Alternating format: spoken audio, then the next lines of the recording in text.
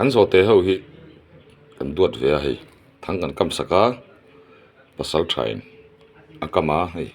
thang lia thang thumin oka thir thang ngata nia vai thang kan kam lem lawa vai thang ani lawa thir thang ania zupol kan tiang rual khan ya hlai rual apo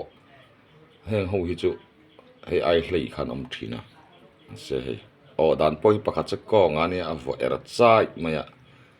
a pahni ro hi chu pakhat ro chu ngong atakane pakhat ro hi chu azak do ania heng ho hi kan zo te duat lai em fanau chom te nama chu fanau en kol lai le nu la le tlangwal kan kol te la zo te pakhat hi lo perchel hlok maya hi perchelo phisi chu pali ok don ania hei hi arolina ok vekani kan zo tes ho mukbang kan ro sak le don ania tukin jing ni somthum pakhat alaya thang kan kama kan zo te zo tu tun laya zo te hi kan duat ve a chuti rol chona mihring bulan ama sazuman na chang khato lawan tu ber mani se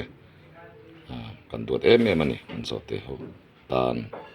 kan kam sakania